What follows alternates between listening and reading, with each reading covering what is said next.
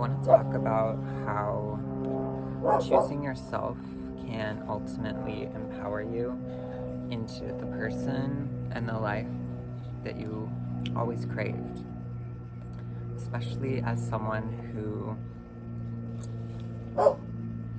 was a people pleaser growing up my whole life.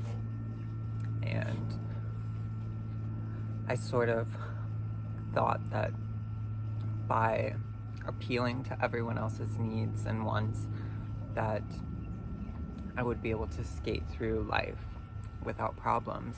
And for a little while that worked, but in the long term it set me back so much farther than if I hadn't been doing that. But even so, it gave me the opportunity to reclaim that power within myself and genuinely not care what other people want from me or what other people expect from me. And now I just get to live my life on my own terms, the way that I want to live it, I think that it's easy, especially in intimate relationships and friendships, to cater to other people's needs, but at the end of the day, nobody knows what you need or who you are on a soul level except for you. And nobody else can tell you what you need to do to get where you're going. That is solely up to you to figure out. So when you start reclaiming your power and taking back what is rightfully yours, which is your essence, your authority to express your unique energy with this world, like no one else can do what you do in the way that you do it. It doesn't matter if there's millions of people that are technically doing the same thing. You have a unique expression to offer to the world. And that expression is needed, it's necessary, and it's why you're here. You wouldn't have been born into this world if you weren't needed. If the world needed one kind of person, if we were all supposed to agree with each other and all do the same things and all live life the same way, we wouldn't have the variety of diversity and expression that we do. So in a way, you have to honor other people's choices and other people's beliefs, especially those that you don't agree with, because in doing so, you allow yourself that same freedom. You allow yourself to look at your life and say, this is what I need and want for myself. And it might not be something that other people want from you or want you to do. They want to mold you into their own characters, because we all have ideas of what other people are in our heads. But at the end of the day, that's our own,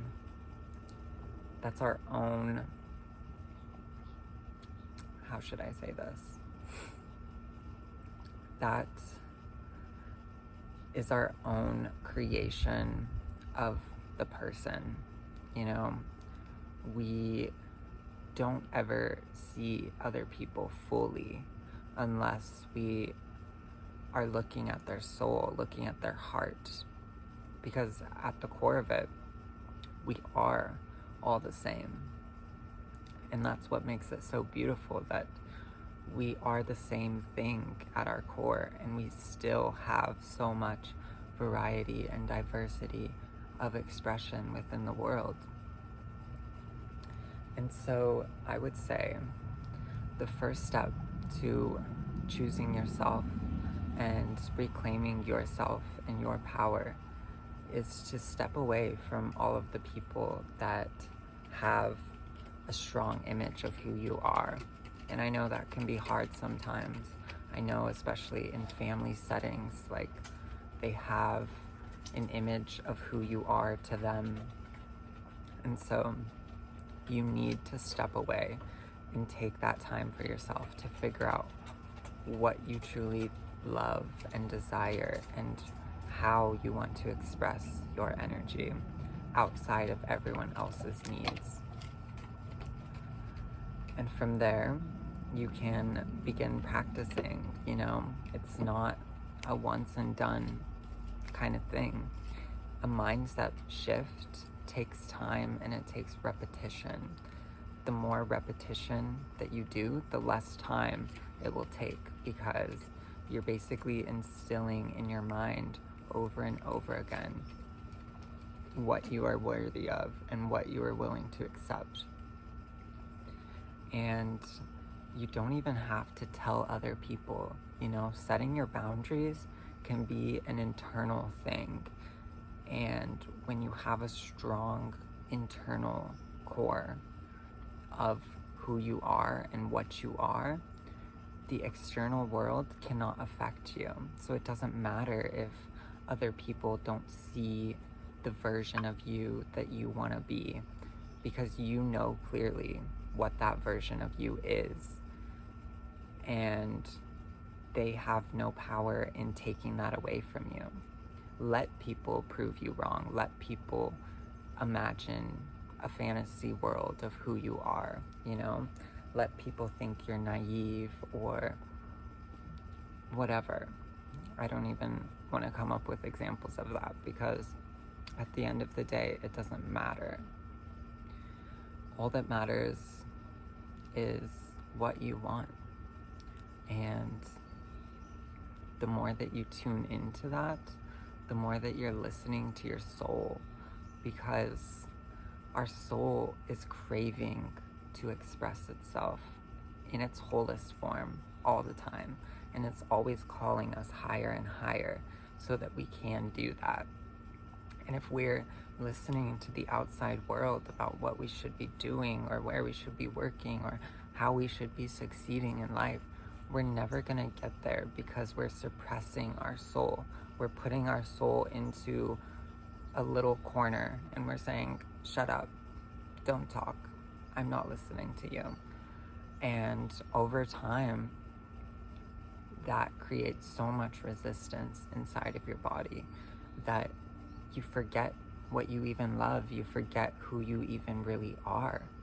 That's why I think so many people go back to their childhood self to reclaim this energy, because that was the version of us that wasn't listening to the external world, that we were doing what we wanted when we wanted, regardless of if it made our parents mad or not, like we were following our soul's intuition more.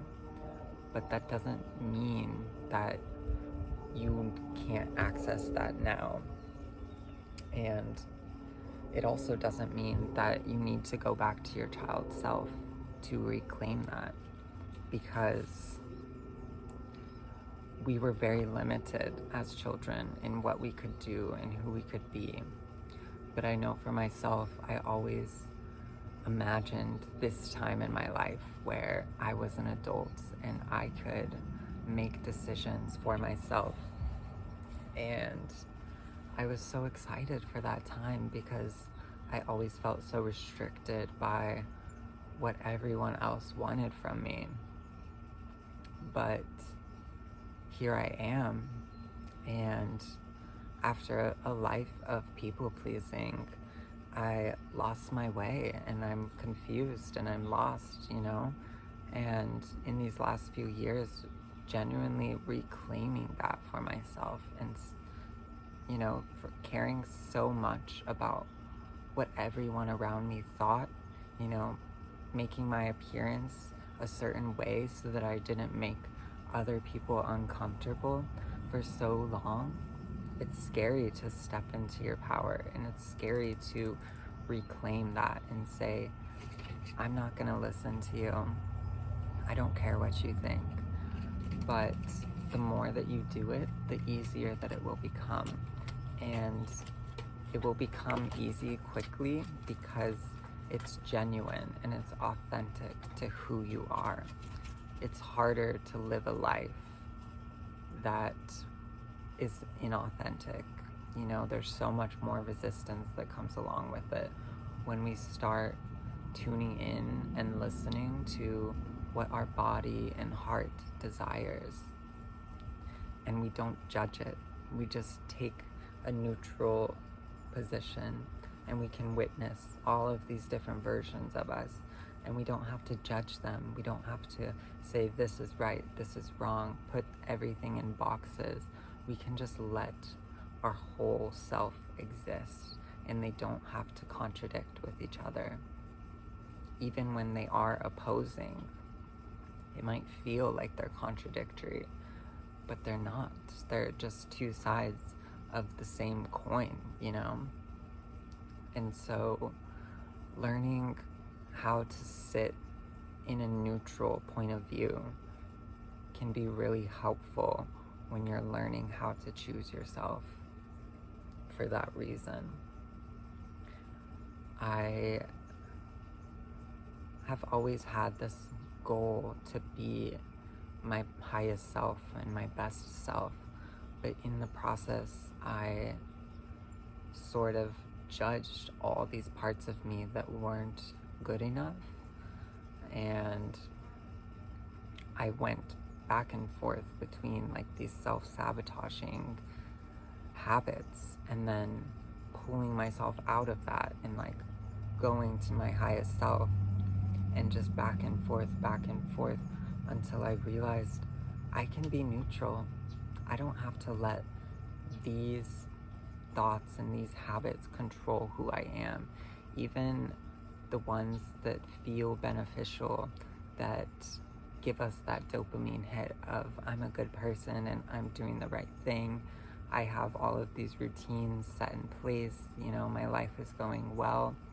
That can be harmful to your soul as well, because you're rejecting the rawness of your whole being. You're rejecting all of the imperfection. You're rejecting everything that isn't to your standards of what your highest self should be doing. But I'd like to remind you that our authentic higher self is standing in its power always, and it's never judging you, and it's never criticizing you, and it's always encouraging you to be more loving and soft and tender to yourself, to be more forgiving to yourself, because that is the only way we will evolve. We cannot torture ourselves into evolution. We can only love ourselves and nurture ourselves enough so that we release all of the resistance, and then we will naturally float to the top. It's not a hard climb up, you know? The only reason it feels so hard is because of the resistance. Once we release the resistance, once we let go and we surrender and we give up the struggle, it's so easy to remember who you really are.